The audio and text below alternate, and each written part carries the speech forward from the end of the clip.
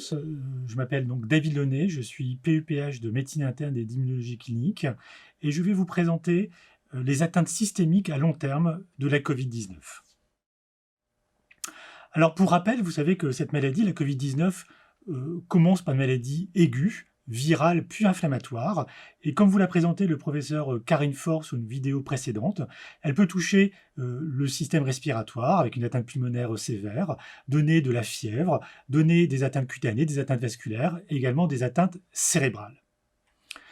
Généralement, les patients guérissent. Malheureusement, certains patients peuvent décéder et certains autres patients vont développer des complications à plus long terme, des séquelles, que l'on peut résumer en séquelles respiratoires, touchant les poumons, donc avec par exemple une fibrose pulmonaire qui peut s'installer, des séquelles neurologiques, touchant le système nerveux central ou périphérique, et puis, et c'est ce dont nous allons parler aujourd'hui, des séquelles dites systémiques qui sont liées en fait à une altération durable et importante du système immunitaire qui va se retourner contre son propre organisme et toucher potentiellement l'ensemble des organes. C'est pour ça qu'on appelle ça des atteintes dites systémiques. Alors, pourquoi est-ce que le système immunitaire s'emballe et pourquoi est-ce que le système immunitaire se retourne contre le propre organisme qu'il est censé défendre? Vous savez que lorsqu'on a une infection, que ce soit un virus comme le Covid-19, une bactérie ou un parasite, eh bien, le système immunitaire s'active et a pour but de se débarrasser de l'infection virale, bactérienne ou parasitaire. On va donc se défendre contre le germe et on va guérir grâce à ce système immunitaire. Malheureusement, parfois, l'emballement et l'activation du système immunitaire est délétère et finalement cette réponse immunitaire qui est censée nous protéger, nous protège effectivement, mais ensuite peut se retourner contre l'organisme et entraîner ce qu'on appelle une véritable maladie auto-immune. Donc le système immunitaire se retourne contre soi et attaque l'organisme. Et cette maladie auto-immune, qui peut toucher l'ensemble des organes, comme je vous ai montré ici, la thyroïde, le cerveau, le poumon, le cœur, les articulations, la peau, eh bien, va être responsable de maladies auto-immunes multiples ou de maladies auto-immunes dites systémiques.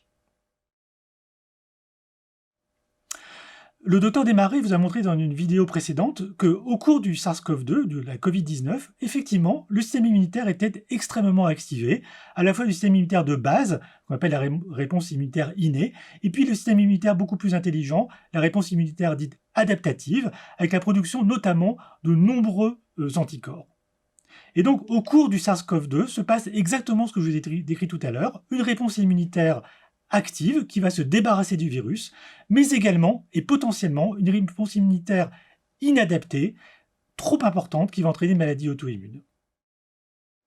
En effet, au cours du SARS-CoV-2, comme d'autres maladies virales, une partie de nos défenses vont se mobiliser contre le virus, mais malheureusement se retourner contre nous et donner une maladie auto-immune. Alors, il y a plusieurs mécanismes qui peuvent expliquer ça. Tout d'abord, le système immunitaire dans l'infection à SARS-CoV-2 est durablement et de manière très importante activé et il va petit à petit étendre ses cibles. Commençant par se défendre contre le virus, il va commencer par se défendre contre d'autres protéines et finalement commencer à s'attaquer à son propre organisme qu'il est censé défendre. Le deuxième mécanisme très fréquemment observé, c'est ce qu'on appelle le mimétisme moléculaire. En effet, le système immunitaire va reconnaître certaines parties du virus, par exemple, on va prendre la protéine S de la capside virale, eh bien, le système immunitaire va entraîner des anticorps anti-protéine S, donc ça c'est très bien, ça va nous aider à nous protéger contre le virus, mais malheureusement, cette protéine S ressemble beaucoup à des protéines que l'on trouve dans notre propre cellule, par exemple au niveau de la thyroïde, par exemple au niveau du système nerveux central, et donc les anticorps anti-protéine S vont malheureusement s'attaquer parfois à la thyroïde, au système nerveux central et entraîner des maladies auto-immunes. Et le dernier mécanisme fréquemment observé, c'est que lorsqu'on a un organe qui est très fortement infecté par le virus, il peut libérer dans l'organisme de nombreux antigènes qui normalement ne doivent pas être présents, et le système immunitaire peut commencer à se défendre contre ses propres antigènes et donner ces maladies systémiques et auto-immunes. Et donc, à un moment donné, notre système immunitaire peut nous attaquer au lieu de nous défendre, et ce qui explique les maladies auto-immunes dites systémiques. Alors, ça a déjà été décrit dans d'autres virus, hein. Ce n'est pas nouveau, ce n'est pas spécifique du SARS-CoV-2. Par exemple, on note un lien entre les virus Coxsackie et le développement d'un diabète, puisque les patients développent des anticorps dirigés contre le pancréas. On note ça aussi avec le virus de la mononucléose infectieuse, qui peut donner de nombreuses maladies auto-immunes associées. Le virus de l'hépatite C, le virus du VIH sont très fréquemment associés également, par les mêmes mécanismes que le SARS-CoV-2, à des manifestations auto-immunes systémiques. Alors, qu'est-ce qui est connu dans la littérature et qu'est-ce qu'on sait dans le SARS-CoV-2? Actuellement, il y a relativement peu de données, mais ce qu'on sait, c'est qu'au cours du SARS-CoV-2, la réponse immunitaire peut se diriger malheureusement contre le propre système nerveux central ou périphérique du patient et donner des atteintes qu'on appelle par exemple une atteinte des nerfs périphériques, donc le syndrome de Guillain-Barré, une polyradiculonévrite, ou le système nerveux central et donner une dépression respiratoire qu'on observe fréquemment chez ces patients. Les anticorps peuvent se diriger aussi malheureusement contre les plaquettes et donner une baisse du nombre de plaquettes circulantes. C'est ce qu'on appelle dans le langage médical un purpura thrombopénique immunologique. Ça peut se diriger contre les globules rouges, là encore, de manière inadaptée, donner une baisse de globules rouges, en médecine, ce qu'on appelle une anémie hémolytique auto-immune. Enfin, la réponse immunitaire peut se diriger contre les parois des vaisseaux sanguins et entraîner des caillots, dont on vous a déjà parlé, notamment par le développement d'anticorps antiphospholipides. Ça peut également se diriger contre le noyau des cellules elles-mêmes, contre le propre noyau des cellules de l'organisme, donner des anticorps antinucléaires que l'on trouve fréquemment dans les maladies auto-immunes et ont été décrits notamment par exemple des anticorps anti-SSA ou SSB qui eux-mêmes sont fréquemment associés à des maladies auto-immunes dites systémiques. Enfin, on a également découvert des anticorps dirigés contre la thyroïde, encore une fois secondaires à l'activation du système immunitaire lié au virus, et ça pourrait entraîner un dysfonctionnement thyroïdien, une thyroïdite.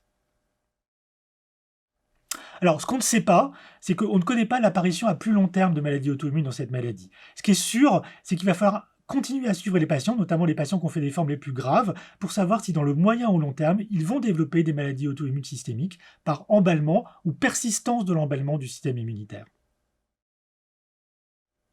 Donc en conclusion de cette vidéo courte, de cette petite capsule vidéo, le système immunitaire est fortement perturbé durant la Covid-19. C'est très bénéfique, bien sûr, puisque ça permet de lutter contre le virus et de se débarrasser du virus. Malheureusement, cet emballement du système immunitaire peut être délétère, tout d'abord dans la phase aiguë de la maladie, parce que ça peut être responsable de nombreux symptômes graves de la maladie, mais à plus moyen et long terme, ça peut être responsable de maladies auto-immunes induites par le système immunitaire, dont on connaît certains cas, mais dont on ne connaît pas tout. Et donc, le message principal, c'est qu'à ce stade de nos connaissances, il faut être vigilant, avoir la connaissance de ces complications auto-immunes et surveiller les patients pour s'assurer de l'absence de développement de telles pathologies. Je vous remercie.